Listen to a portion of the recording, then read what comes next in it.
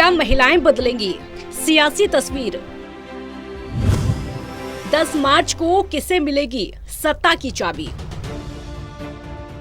जिसकी जितनी हिस्सेदारी उसकी उतनी भागीदारी, ये महज चुनावी नारा लगता है, लेकिन असल में सत्ता दिलाने में आधी आबादी की भूमिका काफी अहम रही है।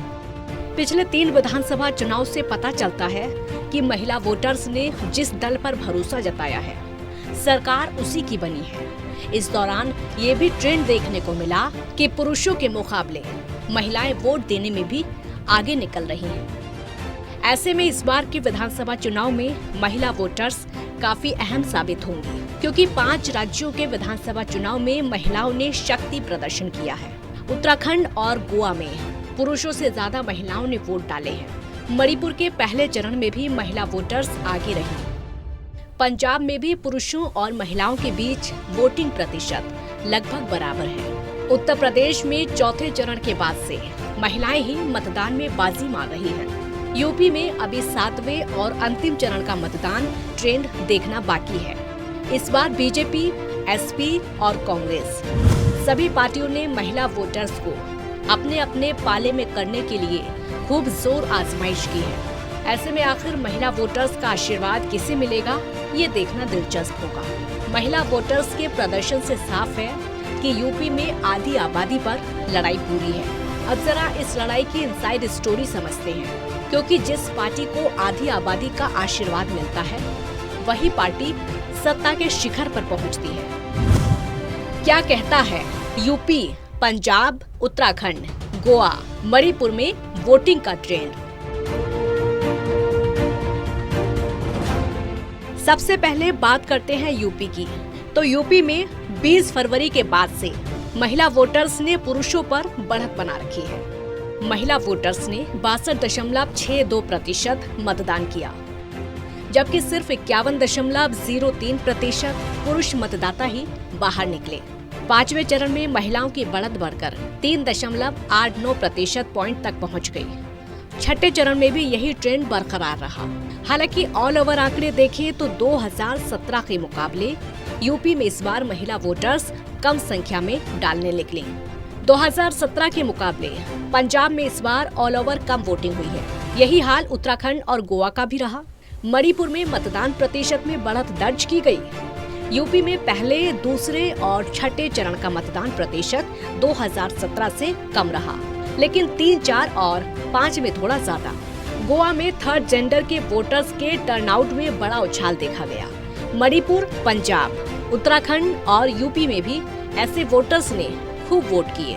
पुरुषों और महिलाओं के वोटिंग पैटर्न में सबसे बड़ा अंतर उत्तराखंड में देखने को मिला। यहाँ 62.6% पुरुषों ने वोट डाले, जबकि महिलाओं का आंकड़ा 67.2% रहा। गोवा में भी पुरुषों से ज्यादा महिला वोटर्स बूथ तक पहुंची। मणिपुर में करीब 90% महिलाओं ने वोट डाला। 2017 में भी लगभग 88% महिला वोटर्स ने मतदान किया था। महिला वोटर सियासी तौर पर कितनी अहम? इस बार मतदाताओं के रूप में महिलाओं की भागीदारी में अहम इजाफा हुआ है। पिछले 3 दशकों में महिलाओं के वोटों में 15% की वृद्धि हुई है, जो कि बढ़ती राजनीतिक चेतना के साथ साथ महिलाओं के चुनाव में बढ़ती रुचि का संकेत है। इसका मतलब ये भी है कि महिलाएं राजनीतिक रूप से एक निर्णायक वोट बैंक के रूप में उभर रही हैं। पहली बार साल 2012 के चुनाव में अपने मताधिकार का प्रयोग करने में महिलाओं ने पुरुषों को पछाड़ दिया था, जो 2017 और 2019 में भी जारी रहा। यही 2022 के विधानसभा चुनाव में भी आधी आबादी का वोट निर्णायक साबित हो सकता है। आपको बता दें कि दक्षिण भारत में महिलाएं एक अलग और मजबूत वोट बैंक रही हैं। तमिलनाडु में एमजीआर और आंध्र प्रदेश में एनटीआर की सियासी ताकत के पीछे महिलाओं का समर्थन था। पिछले कुछ सालों में उत्तर भारत की महिलाओं ने भी तेजी से अपनी ताकत का एहसास कराया है। 2010 में बिहार के भीतर नीतीश कुमार की जीत के पीछे महिला वोटर्स के साथ को एक बड़ी वजह बताया गया था। अब यही ट्रेंड हर जगह तक पहुंच रहा है। इसलिए साल 2022 के विधानसभा चुनाव में अस्तित्व के लिए काफी महत्वपूर्ण है। महिला वोटर्स की बढ़ती ताकत के मायने क्या हैं? महिला मतदाताओं की राजनीतिक ताकत अब भारतीय राजनीतिज्ञ अच्छी तरह समझने लगे हैं। महिला वोटर्स का बढ़ चढ़कर वोट करना सामाजिक बदलाव है। ये किसी पार्टी या नेता के लिए समर्थन नहीं है, बल्कि उनकी जागरूकता और साक्षरता में बेहतरी की वजह से आया सामाजिक बदलाव है। चुनाव आयोग ने भी इलेक्टोरल रोल्स दुरुस्त किए हैं और महिलाओं के हिसाब से बूथों पर इंतजाम किए। हालांकि महिला और पुरुष वोटर्स के टर्नआउट में बड़े अंतर को पुरुषों के काम के सिलसिले में समझा जा सकता है। चुनाव आयोग ने क्या किया?